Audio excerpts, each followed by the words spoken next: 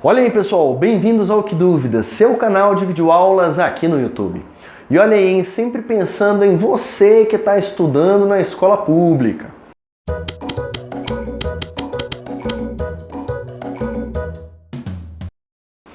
Gente, nós começamos então a exposição do nosso assunto de funções e hoje nós vamos abordar um tipo bem recorrente de exercício que você vai ter que resolver. É aquele exercício que pede para você determinar o domínio de uma função. Vamos relembrar aquilo que a gente fez na última aula? Dá uma olhada.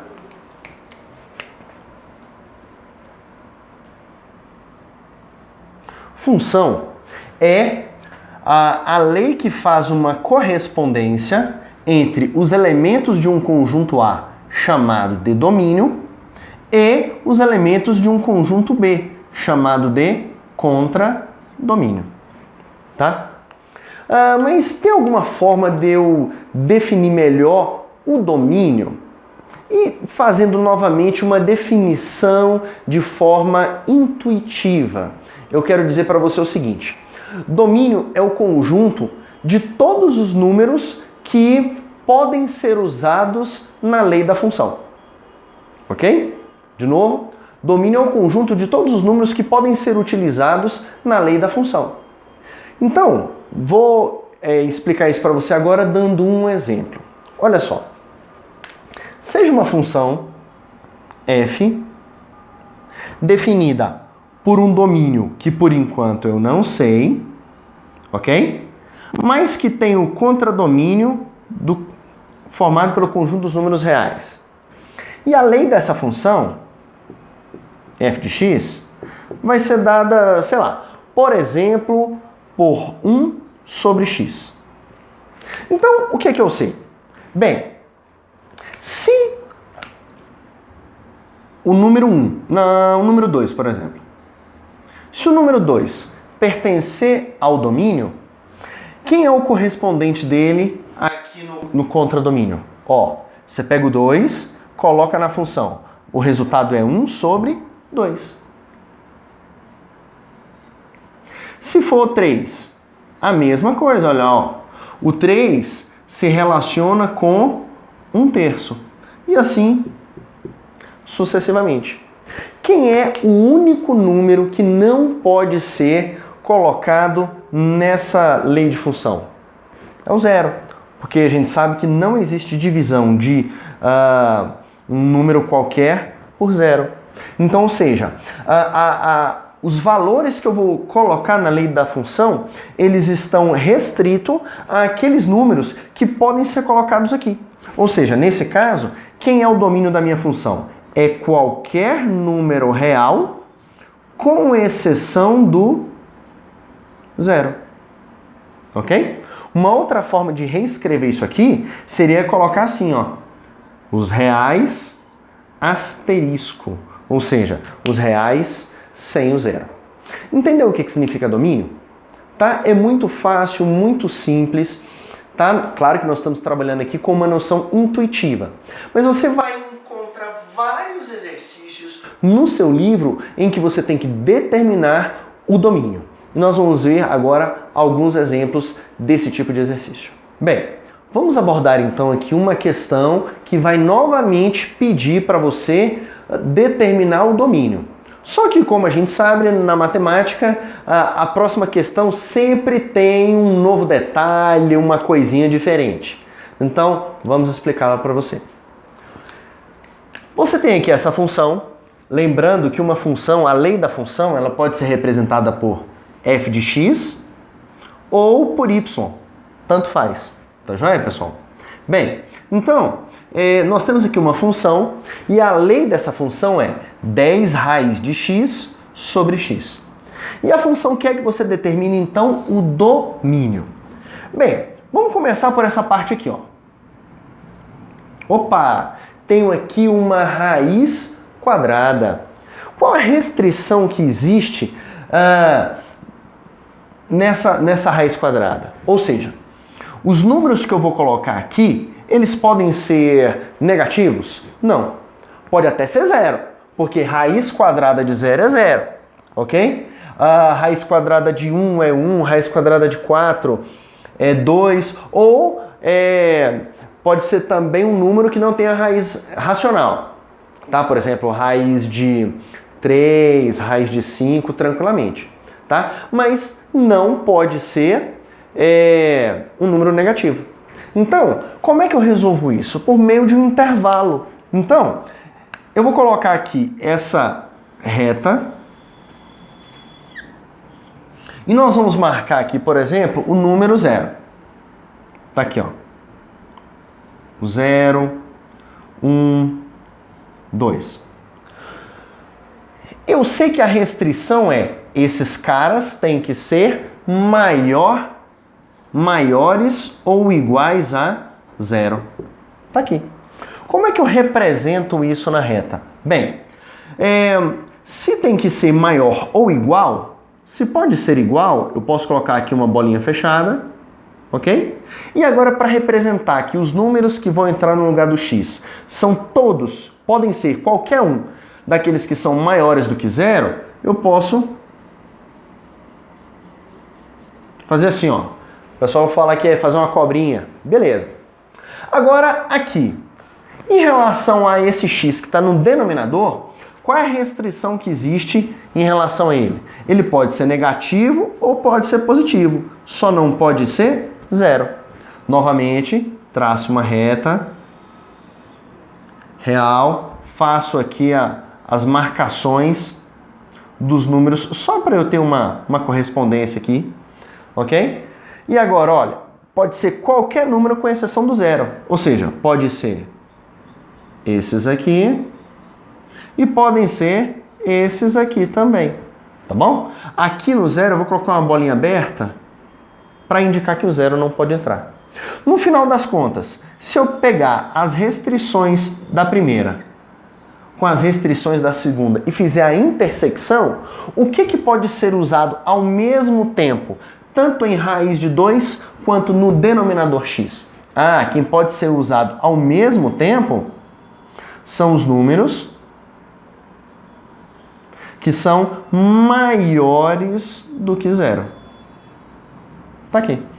Beleza? Como é que você vai dar essa resposta? Você pode colocar assim, ó, que o domínio é igual ao intervalo 0 até mais infinito, ok? Ou seja, ó, quando a gente coloca parênteses, o 0 não entra, ok? E como o mais infinito também não é um número, né, só uma expressão, um símbolo que indica que é infinitamente, que vai para a direita infinitamente, então a gente também coloca um parênteses. Pode ser assim ou assim também, ó. Domínio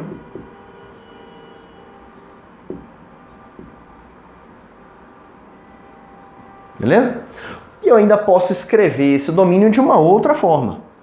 Ou assim, ó, o domínio é dado por um conjunto de todos os elementos que pertencem ao conjunto dos números reais, tal que esses elementos são maiores do que 0.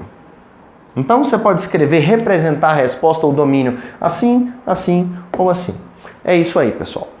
Bem, olha só agora essa questão aqui. Ela também pede para você determinar quem é o domínio da função. A função é representada por h de x, ok? Pode ser f de x, g de x, h de x, v de x, não tem problema, tá bom? Então h de x é raiz quadrada de x quadrado mais 5. Lembrando, qual é a restrição que existe para essa expressão x quadrado mais 5? Ora, x quadrado mais 5, pessoal, sempre tem que ser maior ou igual a 0. Contudo, se você olhar bem, você não precisa fazer conta nenhuma para resolver essa questão. Por quê? Pense bem. Qualquer número que você colocar aqui, seja ele negativo ou positivo, quando elevado ao quadrado, vai dar um número positivo. Um número positivo mais 5 sempre vai ser positivo. Então nunca vai acontecer aqui alguma situação em que x² mais 5 seja um número negativo e aí eu tenho um problema.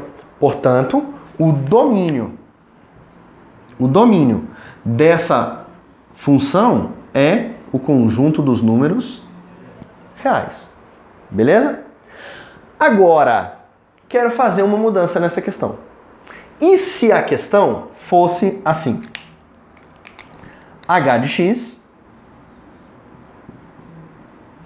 igual a raiz quadrada de x² menos 5. Ok? Se ao invés de mais fosse menos. Agora sim, existiriam alguns valores aqui que quando eu substituísse, nós teríamos um resultado menor que zero. Por exemplo, 1. Olha aqui, ó.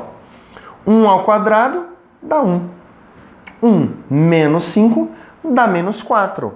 Ok? E raiz quadrada de menos 4 não está definido no conjunto dos números reais. Não pertence ao conjunto dos números reais. Ok? Como é que eu faria isso? Vou te mostrar.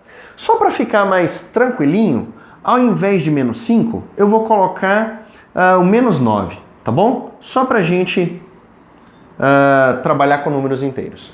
Bem, então vamos lá. Quando é que isso aqui vai ser maior que zero? Deixa eu escrever para você aqui, ó. Quando é que x² menos 9 é maior ou igual a zero? Bem, você está percebendo aqui o que a gente tem? Uma equação do segundo grau incompleta, ok? O coeficiente b, aquele que acompanha o x, é zero. O que eu vou fazer? Vou determinar o x' e o x². Lembra disso lá do 8º ano? Deixa eu igualar isso aqui a zero e determinar quem é x' e x². Então, olha só, se eu tenho um x² menos 9 igual a zero, ok? Isso aqui é equivalente, ou seja, é a mesma coisa de dizer que x² é igual a 9. Tá? O que eu posso fazer agora? Agora eu posso extrair a raiz quadrada, tá? Então, ó, a gente vai... Opa, deixa eu passar para cá. Então, x vai ser mais ou menos raiz quadrada de 9. E raiz quadrada de 9 é o quê? Raiz quadrada de 9, deixa eu apagar aqui, é 3. Então nós temos duas respostas. Temos o x' igual a menos 3 e temos o x² igual a 3. Opa, o que eu faço agora? Vamos lá. Faz aqui uma reta. A reta real. Marca o 3 e o menos 3, ó. Marca o menos 3 e o 3. E agora vamos analisar o que está acontecendo.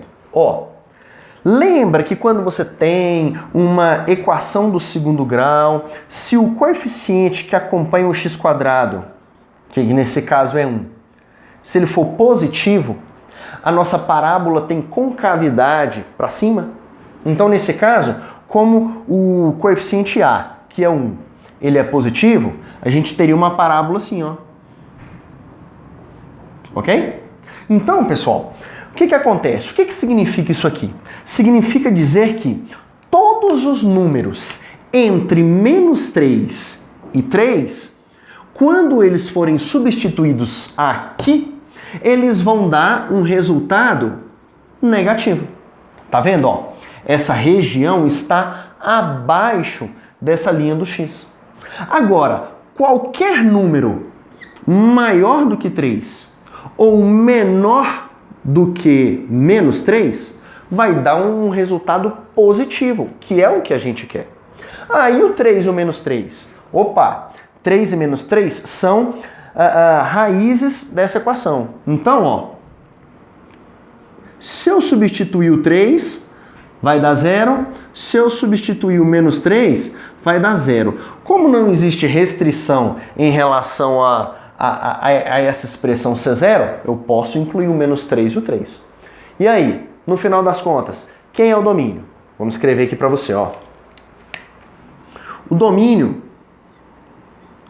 vai ser todos os números menores ou iguais a menos 3 Então eu posso escrever assim, ó. São os números que vêm lá do menos infinito até o 3, negativo, ó. Unidos com o 3 até mais infinito. Tá aí. Beleza? Ou posso escrever essa resposta de outra forma. O domínio é formado pelo conjunto de todos os números que pertencem ao conjunto dos números reais, tal que esses números são menores ou igual a menos 3, ou esses números são maiores ou iguais a 3. Beleza, pessoal? Essa é a questão 28, lá daquele livro que a gente está adotando. Vai lá, dá uma olhadinha. Se tiver alguma dúvida, pode inclusive mandar pra gente aqui nos comentários do vídeo.